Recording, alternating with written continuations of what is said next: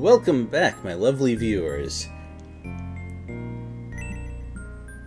I'd like to apologize for the gap in content, even though it technically was not my fault. The place where I live was hit by a storm and we were without power for an amount of time.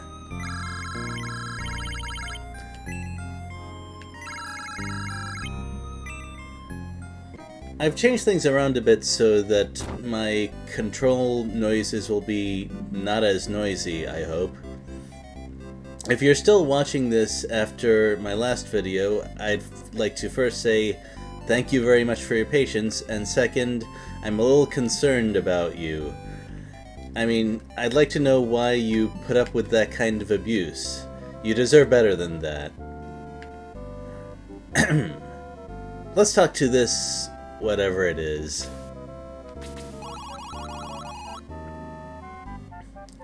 Okay. And that's it.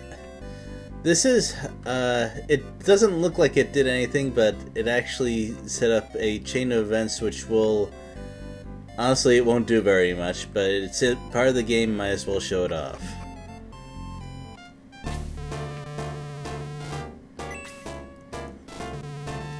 Now, I enjoy Shining Force a lot, as a whole. But I think that if I'm gonna talk about this game honestly, it's important to not ignore the mistakes. By the way, there's something else I need to apologize for, which is I ran into a recording problem and thus had to start over, so my experience distribution is a little bit different due to randomness. That being said, I didn't give all the experience to one person or anything. Hopefully this will be the only time that kind of problem happens.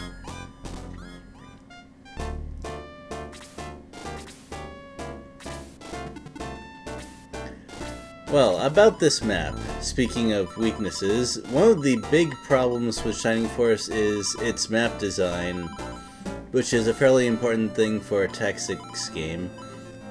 Especially the outdoor maps, and especially this map in particular. You just have to look at the terrain to know what the gameplay of this particular battle is going to be. It's going to be slow, there's going to be a lot of terrain with high defensive benefits, so not only is the movement slow, the characters will not do that much damage to each other, and it's just going to be this tedious slog for most of the way.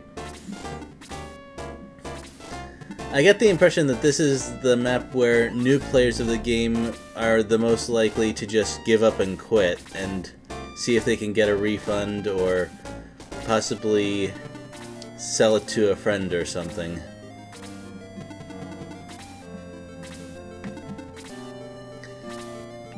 Much like last map, the enemies are strictly scripted, at least in the early parts. The goblins won't stop and fight no matter what you do.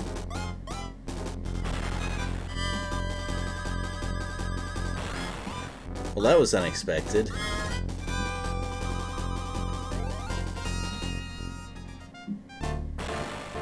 And rather unwelcome. I would have preferred for one of my level 1 characters to finish it. Especially Gong, because getting kills on him is not going to be easy. I mentioned that Gong was not very good, but I did not explain why, so now seems like a good time. He has some healing and a small amount of fighting, but he's not that good at either of them. They hadn't quite worked out the whole hybrid character ideas yet.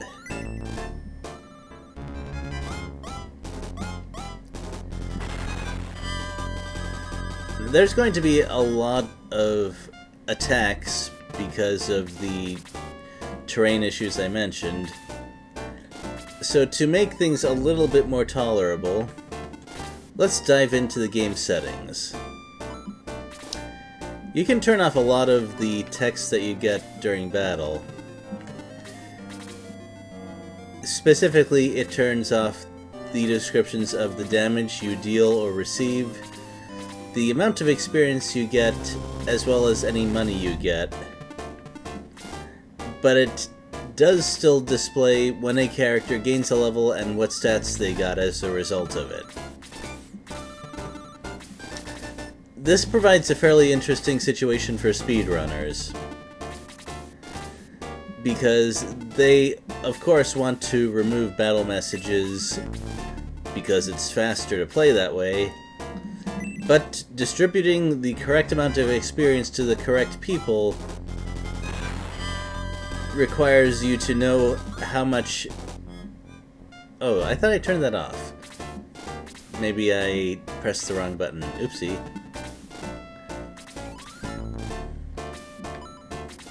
Oh, yes. Yes, I did not do that right. Anyway.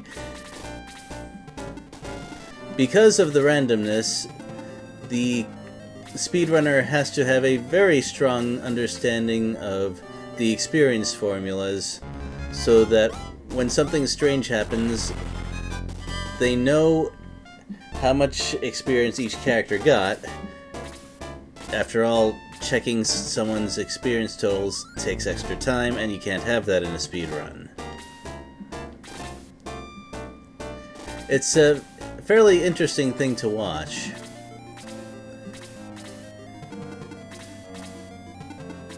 Especially because in a stream setting, you are of course going to get all the kinds of things that can go wrong, such as one of the characters you really need to keep alive getting KO'd by freak battle occurrences,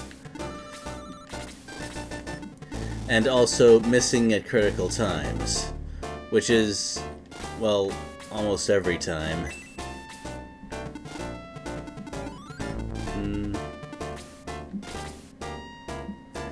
But some times are, of course, worse than others. If you're a little unclear on whether a miss is particularly bad, the rule to go by is, if it happened in a speedrun, it was a particularly bad time. This is one of the rare goblins out in the open. Oh, well. I'm getting suspiciously good luck here.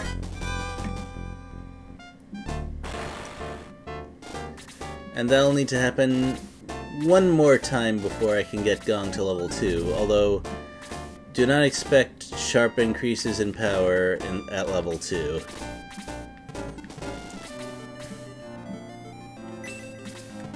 Alright, not gonna make that mistake twice.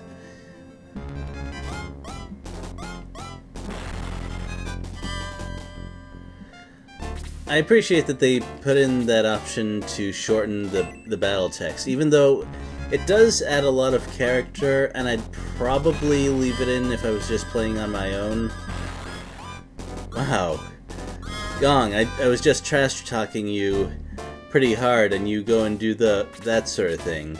But I'd like to emphasize that this is not based on any sort of stats, and any other character attacking like that would have finished off an enemy like that.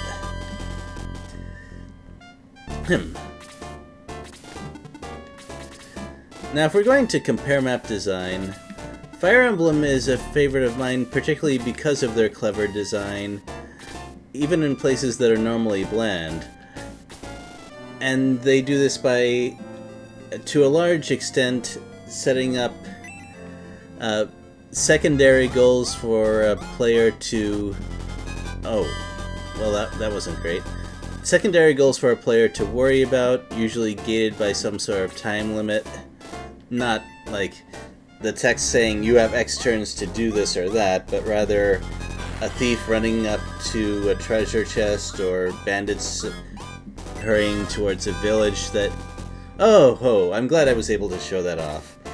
That is a Hans level right there. Speed and nothing else. That is the biggest reason people do not like archers, in Shining Force 1 especially.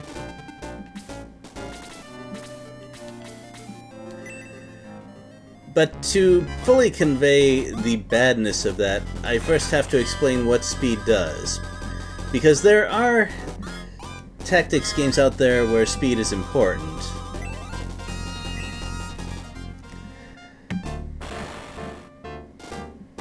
there's some games, in fact several games such as Brigandine and Fire Emblem, where speed affects hit or evasion, or both in some manner. There are others, such as Phantom Brave, where speed even affects the number of turns you get compared to the enemy. So if your speed is sufficiently high, you can get 3 turns per the enemy's 2, or more so than that.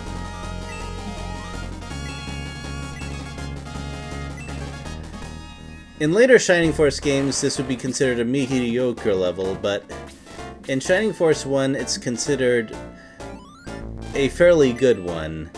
Any character that has stable growth is considered a fairly good one. For reasons that, well, you just saw Hans, for one.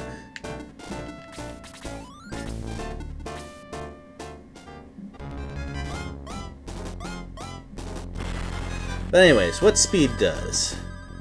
I just described some of the useful effects it has in other tactics games. It does none of those things in Shining Force.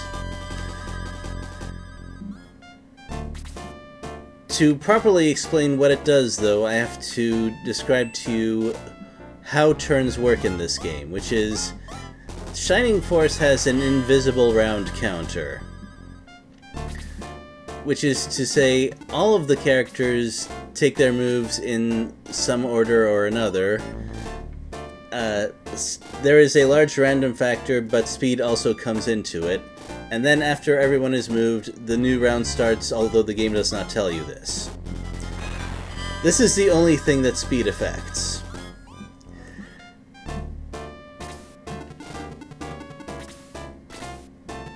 I gave a little pause there so you could work out the implications of that. But yes, you've no doubt worked out that a character can have very good stats in other areas and completely garbage speed, and it would not matter even a little bit.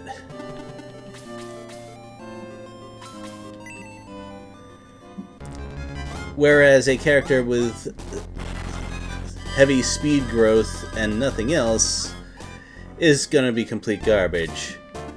And that is indeed what happens here.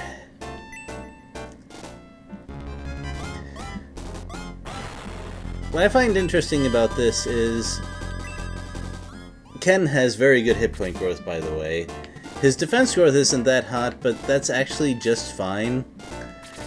Right now, defense is a stat that matters a lot, but later on there's going to be a lot of magic attacks and other special attacks that ignore defense, so having high health is a big deal in the mid to late game.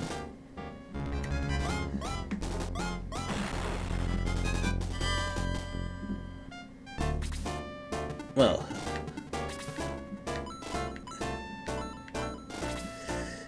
in Fire Emblem, archers are bad for a different reason, which is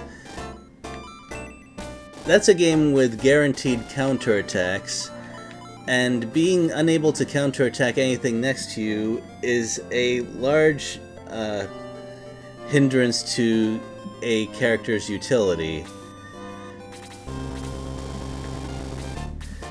In Shining Force, a game with no counterattacks to speak of, we have a different problem, which is archers' stat growth are just so horrible that being able to attack from a distance and usually being able to protect yourself from enemy turns does not matter, really.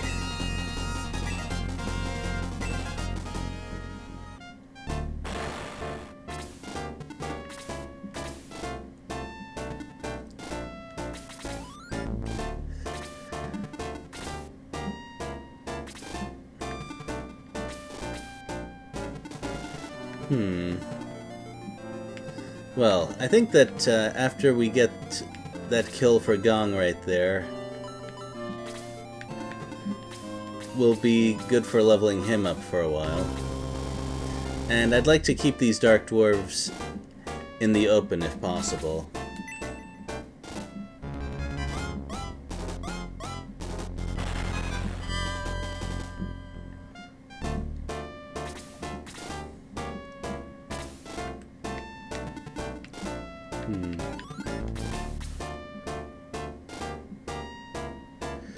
This is a little risky, but as we've observed, the forest and mountains make dealing damage to anything fairly slow and difficult.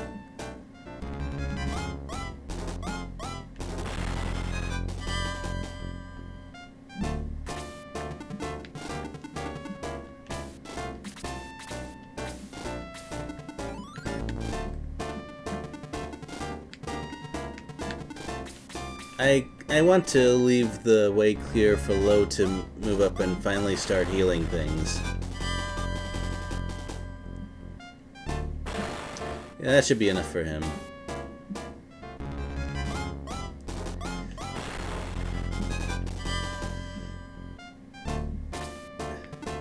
One of the things that was very heavily emphasized in the AI programming was for it to not take a long time. And as a result, the AI tends to make fairly simple decisions. For example, that Dark Dwarf could have moved into the forest and then attacked the same person and gotten a terrain advantage that way. But they don't worry about little things like that. And in fairness, there were a fair number of strategy games at the time where enemy turns took an inordinate amount of time. And I'm not just talking about animation, although that was also a thing that was not necessarily fixed in later tactics games. Hello there, Path of Radiance.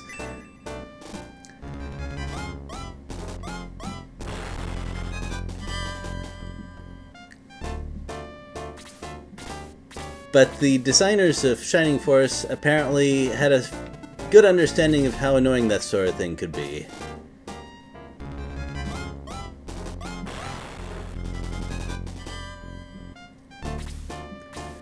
So we've got enemy turns like this.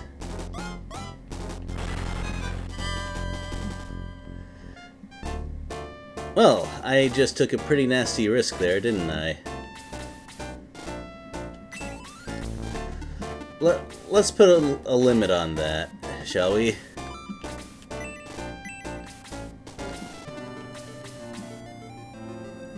I don't think that's gonna score a kill.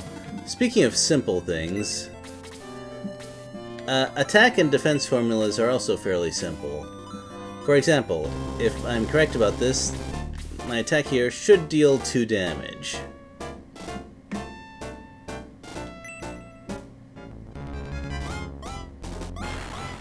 Okay. I know there's a little bit of randomness in there, but still, I'm kind of disappointed.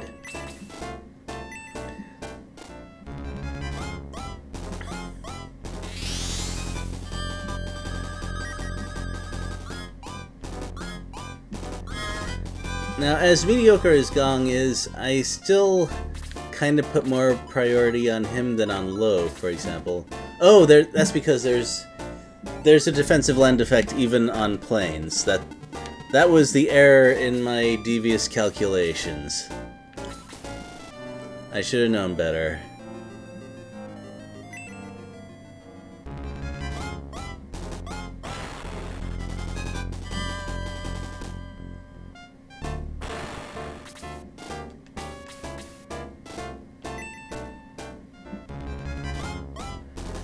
And now that we're finally almost out of the woods, oh, it would actually be a good idea to give Lo that attack right there. So, as painful as it might be, I will do that.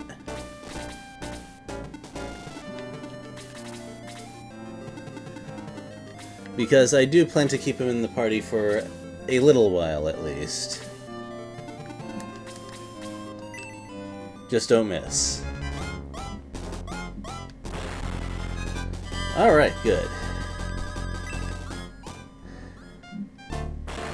Now, I did not skip anything there. What you saw was the entirety of Lo's benefits from that level up. That is another thing that Shining Force 1 will sometimes do.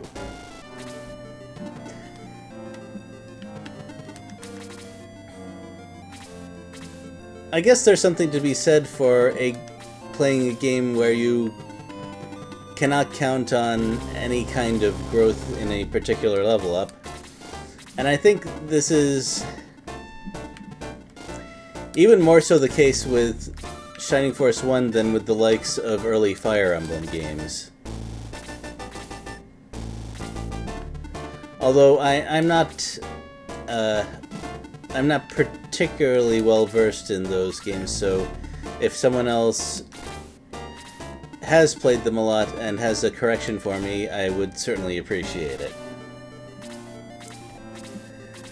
That being said, one thing Fire Emblem does not have is a great variance in stat ups from one level to another. Like, you've seen things go up by 1, but Fire Emblem, as far as I know, does not have level ups where several stats go up by 3. At least, not except in very, very unusual circumstances. I can think of maybe 1 or 2 occasions where a stat can possibly go up by 2. Fire Emblem 4, this can happen with the right bloodlines, and I believe this can happen to Karol for the 1 level he can possibly get. But other than that, not so much. Well, yeah. There may be a dragon or 2 that can do it. Anyway, now that we're past the slow, kind of boring part of the map, we actually come up to an interesting part. This is the part of the game where, if you're completely new to tactics games, you might walk across the bridge and get hit by all 3 of these enemies in one turn. Now, if you remember the last video I put up, Rune Knight attacks deal a lot, and that's one of them. 2 of them will kill anything that you have pretty much guaranteed, unless you get really lucky with dodges or something. Not a thing to depend on.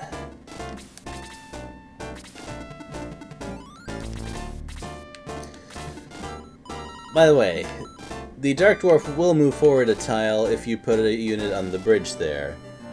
And then if you back your unit off the bridge, he'll just move back to where he was before. That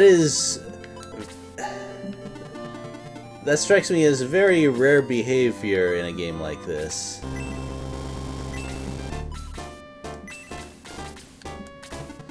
Now, I believe there was one of the quality of life things that hadn't quite been worked out is checking the health of your units when deciding who to heal. It can be done, but it's a little cumbersome, and games are going to work out better solutions to that in the future. Well, so this tactical situation is the game telling you, hey, it's possible to attack across obstacles, and you should do that.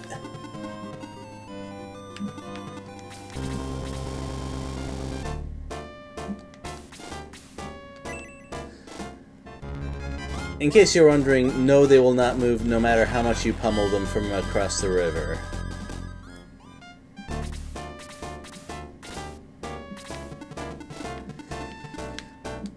Now, this is an occasion where I want Tao to get a kill.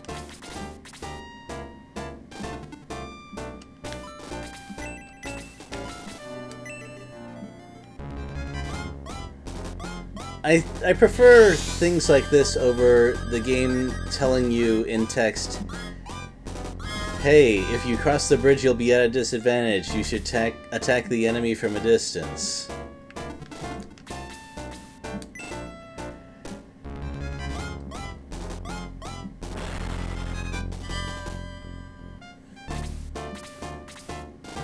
No Fire Emblem game made by its original designer would do that, but I wouldn't put it past some of the later ones. No, why did I click stay? That's not good.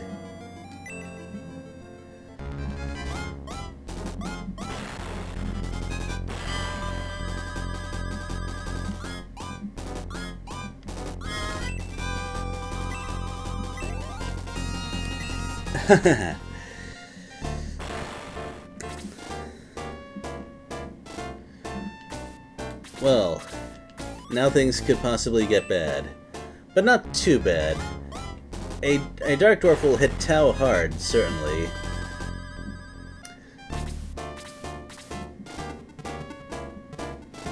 You know what, I'm gonna take a risk. Since the Rune Knight just used its turn, I'm gonna take a guess that Tau will likely get a turn before the Rune Knight does. And there it is. That was an entirely unnecessary risk because I messed up with my commands to units, but it happens sometimes, I guess. My plan mostly went as I intended it to.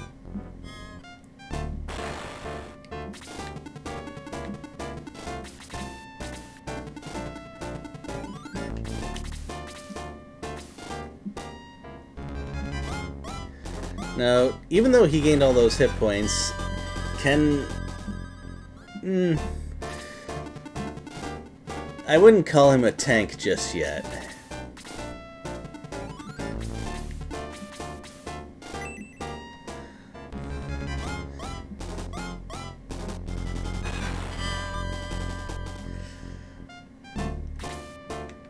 Now, despite all the problems I talked about with Hans, he's not going to be obsolete for a decent amount of time, and that's because arrows in this game increase attack a pretty considerable amount.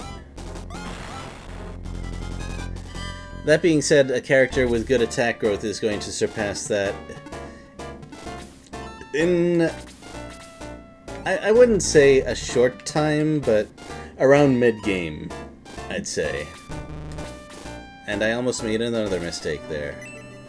It is okay. I should also consider who exactly needs the experience the most. Might be a good idea to give it to Luke, actually. Or maybe him. Nope.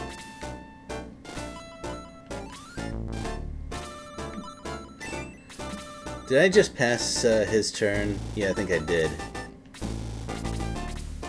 That's okay, though. Luke needs it too. And this path has 0 defense, so it should be fine. Or not.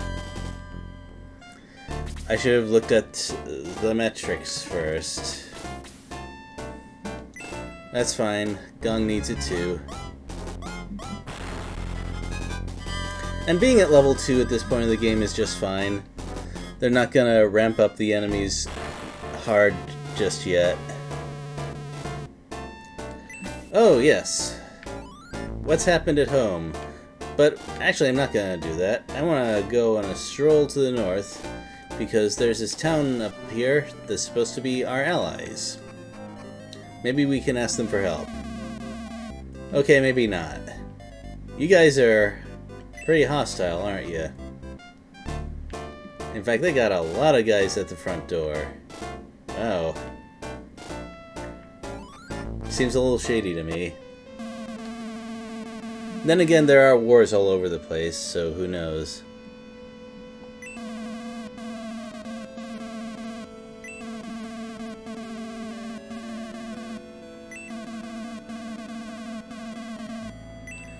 That sounds like bad news for this town, considering there isn't a whole lot of it left.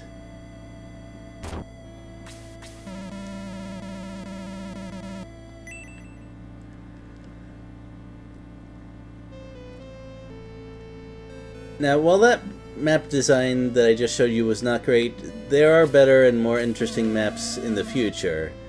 You'll just have to bear with it. As a matter of fact, there's not really enough time to show off everything that happened in the town because I don't want to make this video super long. So we'll leave you in suspense for that. I'll show off what has happened and what is happening next time.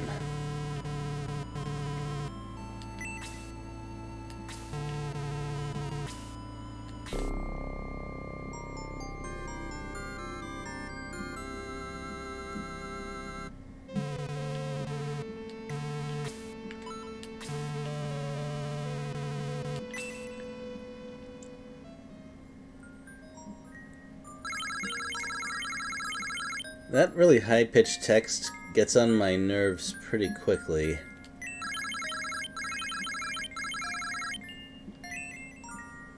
Well, see you later.